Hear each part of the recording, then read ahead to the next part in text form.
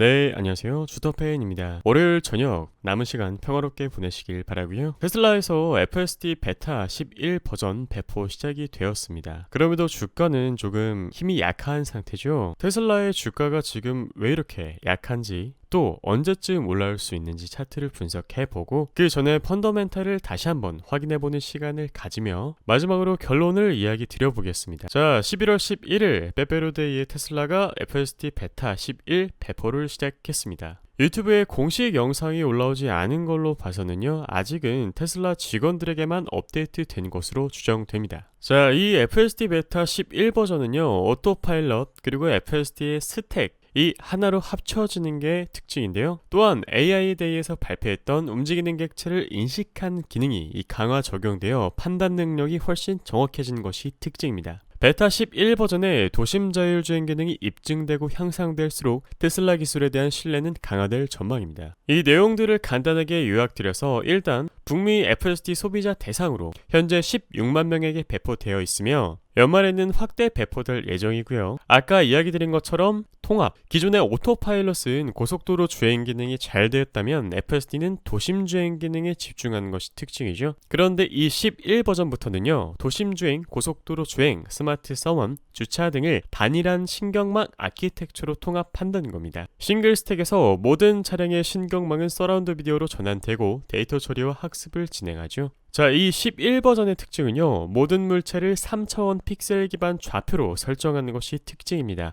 마치 레고 블록과 같은 모습이죠. 물체의 최적, 위치를 추정하고 여기에 움직이는 속도, 가속도와 가가속도, 가속도가 변하는 정도를 가가속도라고 한다네요. 를 측정하여 정확한 인지를 가능하게 하는 겁니다. 자, 그리고 다음으로 오큐파니 네트워크 적용 효과, 동적 인지 상향으로 해석해 볼 수 있겠는데요. 눈, 비, 안개 등 혹독한 환경에서도 향상된 인지가 가능하다는 겁니다. 다음으로 공간 해상도는 4배나 향상되었고요. 측면 카메라는 보정 개선되었으며 무려 26만 개 이상의 비디오 교육 클립을 수집한다는 겁니다. 이 테슬라가 무서운 점이요, 바로 이렇게 데이터를 수집해서 오차 범위를 줄이고 그것들을 기반으로 하여 교육하고 정확도를 높인다는 겁니다. 자, 여기서 추가 업데이트가 예상되는 기술은요, 차선과 물체 인지 기능인데요. 정말 간편하죠. 훌륭하고요. 테슬라 차량 간 통신을 통해 지도와 경로를 알려준다는 겁니다. 이렇게 되면 시내 자율주행과 교차로에서 상당히 효율적이겠죠. 그리고 그 다음 도조라고 AI 슈퍼컴퓨터가 있는데요. 비디오 데이터가 기하급수적으로 증가하면서 이를 학습하기 위한 수단이라고 보시면 되겠습니다. 자, 테슬라는 확실히 경쟁사와 대비되는 행보를 매 업데이트마다 보여주고 있습니다. 포드 그리고 폭스바겐은 레벨 4의 자율주행 기술 내재화를 포기했거든요. 3분기 실적 발표에서 투자 중단을 공식화했습니다. 그러니까 레벨 3까지는 자체적으로 개발하고 레벨 4 이상의 자율주행은 외부 파트너를 찾겠다고 선언한 거죠.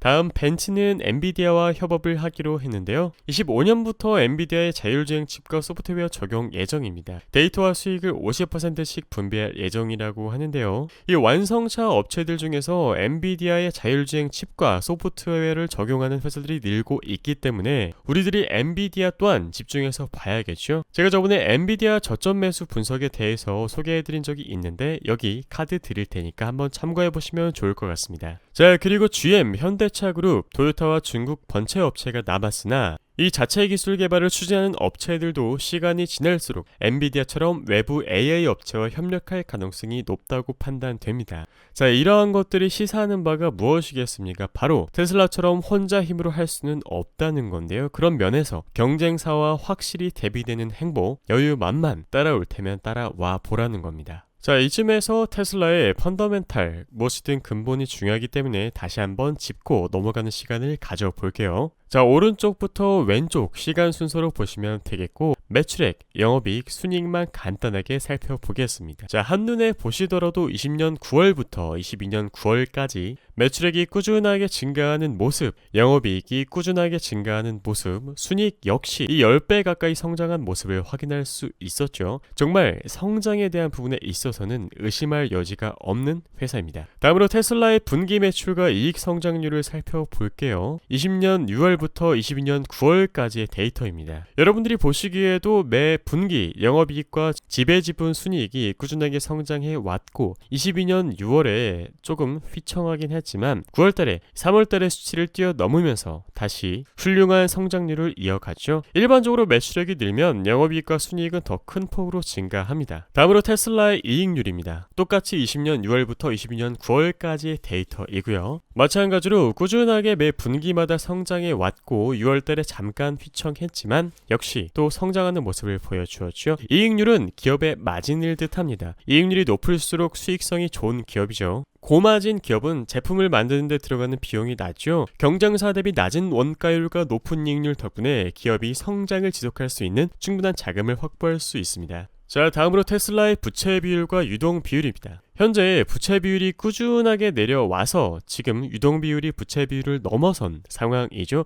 긍정적이라고 볼 수 있겠는데요. 부채 비율과 유동 비율은 기업의 단기적인 재무 안정성을 나타냅니다. 당연히 부채 비율은 낮을수록 유동 비율은 높을수록 재무 안정성이 높은 기업이겠죠. 이 비율도 동종선언 내 경쟁사와 비교해서 보는 것이 좋습니다. 그 외에 이자 보상 비율과 현금 흐름표를 함께 체크해 보신다면 부도 위험이 있는 기업을 쉽게 걸러내실 수 있습니다. 테슬라는 부채 비율, 유동 비율, 재무 안정성이 상당히 건전합니다. 자, 그래서 테슬라라는 기업을 종목 진단으로 간단히 이야기 드려보면 PER 55.3배, PSR 8.3배, ROE 31.9%, 6,134개의 평가 기업 중에 전체 45위이고 동일업종 1위이고 상위 3% 안에 드는 회사입니다. 미래의 성장성 측면에서는 말할 것도 없이 상위 0.02% 안에 드는 기업이고 사업 독점력이야 워낙에 완성차 회사들이 많기 때문에 상위 31%, 재무 안정성 상위 0.02%, 아주 훌륭하죠. 수익성 역시 상위 3.88, 현금 창출력 상위 15.94%로 동일업종 1위, 상위 3% 안에 드는 매우 훌륭한 기업이라고 할 수 있겠습니다. 자, 테슬라의 미래 성장성에 대해서 평가를 하자면 성장주로서 최고의 투자 대상 기업이라고 할 수 있겠습니다. 현재뿐만 아니라 미래의 성장률도 최고의 성장률이 기대되는 기업이고요. 이 기업은 향후 매출액은 25% 이상, 영업이익은 30% 이상 성장할 것으로 예상됩니다. 별점 5점은요. 미국 주식 6,134개 중에 상위 0.55, 그러니까 상위 1% 안에 든다는 겁니다. 상위 0.55%인 34개 기업만 받았는데요. 이러한 것들을 평가해 봤을 때 테슬라의 성장성에 대해서는 정말 의심할 여지가 하나도 없죠. 다음으로 저점 매수와 고점 매도를 위한 우리들의 계좌에 실질적으로 영향을 미치는 차트 분석을 드려볼게요. 자, 지금 보고 계시는 차트는 6월 15일 영상에서 제시해드렸던 테슬라 일봉입니다. 해당 영상에서 567달러에서 627달러를 1차 지지밴드로 제시해드렸고 만약 해당 구간을 이탈할 경우에 408에서 489달러를 2차 매수로 고려해보라고 이야기 드렸었습니다. 약 2개월 후인 8월 8일 6월달에 제시해드렸었던 지지밴드로부터 플러스 50% 가까이 상승했죠. 당시 가파르게 올라와 주가가 과열 상태였기 때문에 아무리 테슬라가 훌륭한 기업이라도 익절로 어느 정도 청산할 것을 권유드렸었는데요. 10월 18일 3대1 액면 분할 이후에 주가가 많이 내려왔습니다. 거의 200달러를 위협하는 수준으로 내려왔는데요. 제가 이때 200달러를 이탈할 경우에는 163달러입니다. 그 다음은 최종 131에서 137까지 열어두고 대응을 하셔야 되기 때문에 방어적으로 대응하시기를 권유드렸었는데요. 과연 오늘날의 테슬라 차트는 어떻게 진행되고 있나요? 자, 11월 14일 오늘날의 차트입니다.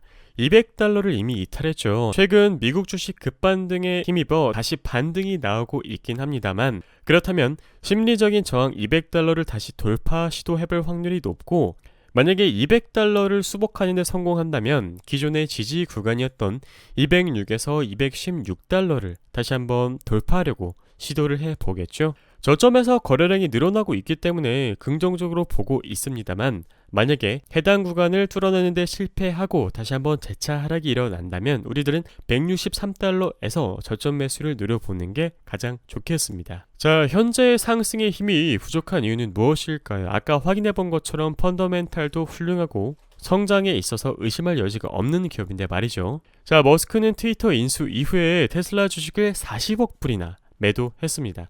한화로 5조 정도 되는데요. 여러분들 상식적으로 생각해 보시더라도 오너가 파는 주식을 기관, 펀드, 개인 투자자들이 섣불리 매수하기에는 센티먼트 측면에서 망설여지는 부분이 있겠죠?